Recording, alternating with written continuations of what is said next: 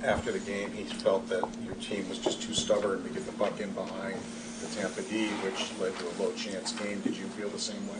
Well, we could have done it much more. We did a little better job in the third period. But yes, the first two periods, that was the message after the second. It's a message to start the game. We needed more pucks behind than we got. But that was something that, you look at the deficit and the mistakes early, and you have a deficit, but we needed more of that. What do you make of your defensive effort? I mean, you shut them down much of the game, but they capitalized on a couple turnovers. Yeah, turnovers again. I mentioned even yesterday. This is a team that this is a league. It's puck management. I think John Cooper had a press conference yesterday and said the same thing about his team, puck management. When they don't manage the puck well, it's cost them, and it cost us tonight in that regard on the first two goals. So it's a big part of the National Hockey League is managing the puck well. When you don't, they got guys that can convert, and that's usually when they do. Before you can defend, teams are pretty good once they get in their defensive structure in this league, and we were when we got in our structure and limited it, but it's tough to get in your structure when you turn puck over. The couple times we did. How do you feel that Cousins, Quinn, and Peterka, once you put them back together, how'd that trio look the rest of the game for you? Good energy. In the third we didn't have enough push, and we needed the push in the third, so that familiarity helped.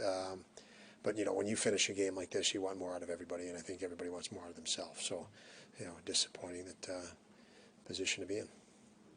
How tough was it to see that call on Benson, just given the timing in the game? 15 seconds into that power play, Thompson got completely wrapped up and held in the corner, and I get it, no call. You don't put a team down 5-on-3. I understand that, but they got a freebie right there, and then all of a sudden, I haven't seen that called all year long. So, I'm not an official. I'm just telling you what I saw.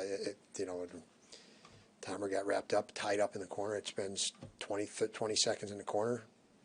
Wasn't called, and then, the poke that Benson made was toward the puck. I think it was called a slash. It was poking for the puck, and again, I haven't seen that called all year. So obviously, yeah, that's frustrating.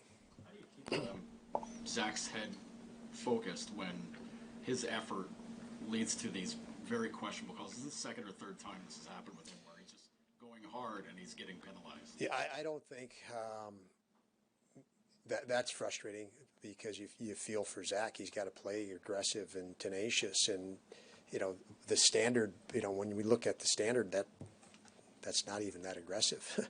That particular play right there, which is again frustrating. That's a frustrating one. But you feel for Zach. You certainly wonder, as a younger guy in the league, and I won't say anymore, but that's what you wonder. You've told us many times that you can never have too much traffic in front of the net, but when it comes to a team, and especially the way the game was going, how do you instill that into a group that just has to be part of the fabric of what you do, no matter the situation? Yeah, well, it's part of certain guys' fiber actually. Obviously there are guys, everybody knows and they watch, certain guys go to the net with more consistency than others. It's part of their character, part of their player bio, and then on a nightly basis, there's massive fluctuation throughout the league. But when teams are going, they're going to the net. And the timing, it's not, the perimeter's fine. The perimeter's good, and in line, and goals are scored coming from the perimeter. It's the timing of getting to the net, getting off of the perimeter at the right time. So it's not as easily as just going and standing in front of the net and never moving. You've got to work. The puck has to get to the net. It's never going to get to the net if you don't have support around the perimeter to get it in there, and then timing. And for us, for teams around the league, you watch it. It's an indicator whether they're on their game. The more you do it, the more competitive you are, and on your game and a rhythm. And tonight, we did. I mean, let's face it. The chances were probably even, maybe favored us. We didn't score.